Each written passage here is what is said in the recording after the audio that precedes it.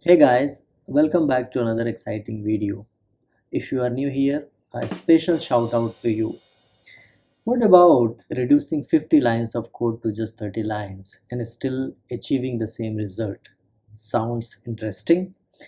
I always believe in the art of simplifying code and using existing packages and libraries if available. In today's video, we will explore one such package that can reduce our code significantly. So stay tuned and don't forget to like and subscribe to my channel Primary Leader for more such videos. Alright, so let's begin. So the code in front of you is in continuation to the series, the playlist. In the last videos we saw the CRUD operation and we saw how to switch environment, like switching between the two database, production or environment. So if you have not watched them, I would recommend you to watch it.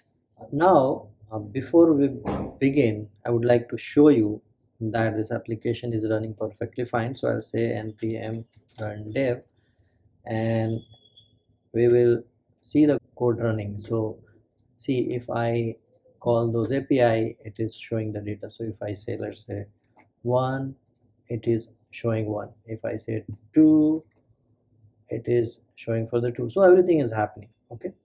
Now, what if I make a mistake here? Okay, let's say I just wrote requested body 1. Okay, or let's say I say get by ID 2 3. Okay, I'm creating some errors here and then I'll see what is happening. So I'll stop this, run it again, and then I'll go and see what is happening. So if I say get by ID, you know, this is giving some error. Okay, and if we see there is a lot of code here, error code. Okay, so the application is breaking. Even if I go to all, this will break. If you go to the code and we will see there are errors. Okay, so uh, the first thing we need to do is we need to handle it. Okay, so how to handle is the try catch. Okay, so we'll do one thing, we'll go and implement the try catch here. So I'll say try catch, move this code here, and if error comes I'll say res dot status. Let's say I'll write 400 for everything for now just to understand, and I'll say error or error. Okay, so let's just test one. I'll start the application. Okay, and then we will go to this and I'll try to create a new user. Let's say it's 12. Okay, 12. This is giving some error. Username cannot be null.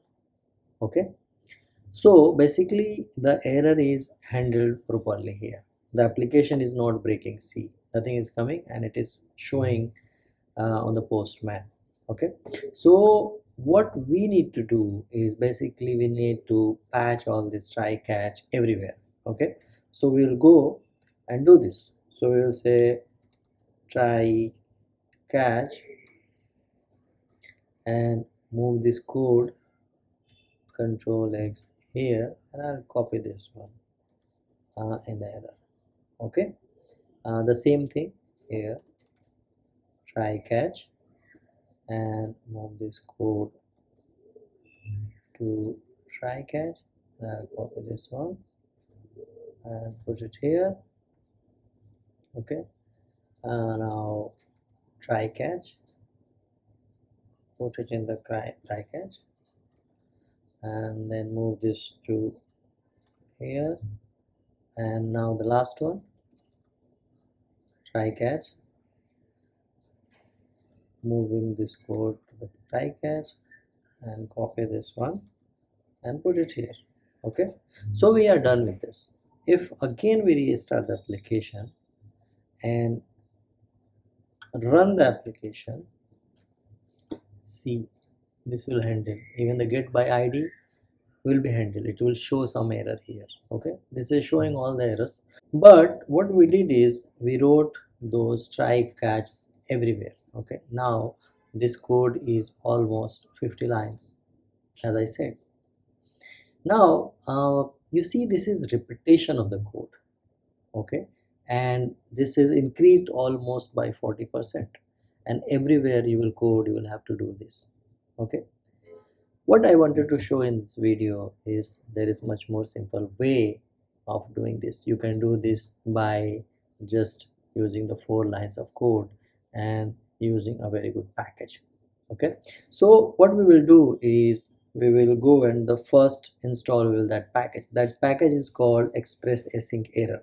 Okay, so first I'll install that package npmi express async errors. Okay, this will install a new package. You can see this package is installed here, and what you need to do is you simply go here and here just write require express async errors. Okay, this is the one thing you need to do, and one more thing you need to do. Okay, uh, you just need to write a just 4 line of code, and that is app dot use, and here err request response next. Okay, and then go to this arrow function. You need to write res dot status,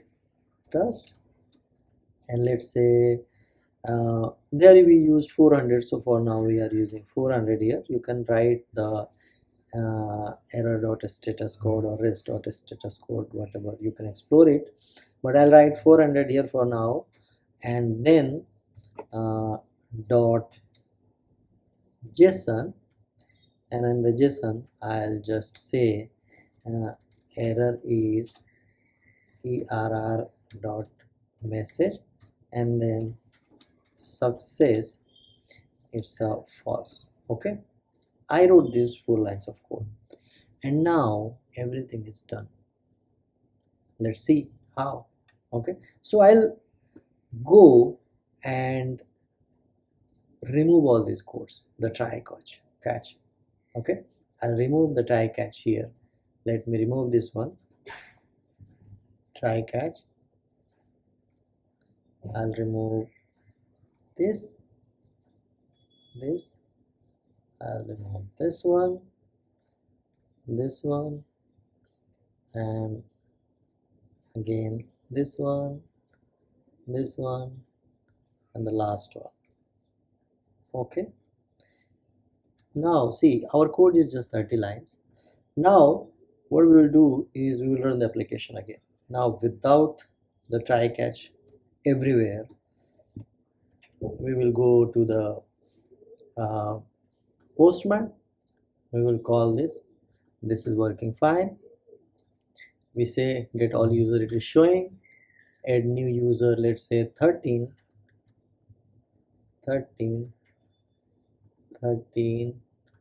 and see what is happening. Not null violation. Okay, why this is happening in the add new? Because if you go to this code, and you will see there is an error. There is a one which is creating the error. So application is not breaking, but the error is being handled there. That earlier it used to happen with the try catch block everywhere, but now this is being handled by this 1 line of code. So if I remove this one from here, okay, save it, start the application, and if I go and now I press this and see this will be created. See, still there is an error in this get by id, this one id 23. So let me test it. I'll go here and say get by id. This will show error. So that means the error handler is working perfectly fine. See this one being called for everything. So let's say you have 1,000 controllers, different 100 files, everything will be handled from here only, these 4 lines of code. You don't need to write it everywhere, clutter your code. And let's now remove this one, the 2 3. It's a just id, save it, restart the application, and now go to this git by id, and this will show you the record. So see how simple it is, how you can minimize your code just from 50 lines of code to 30 lines. And the best part, it is so clean. You are only focusing is what you want. There is no more additional code. So I hope you understand. There is no big logic. You just need to install a package, express async error. And the second thing is you need to go is add this line on the top, and then just add these 4 lines. That's all, and you are done. So I hope you got something in this video that you can use in real life application and make your clean code. Thank you so much for watching. If you got something valuable in this video, I would request please like and subscribe my channel to encourage me to create more content similar to this. See you again. Thank you. Thank you.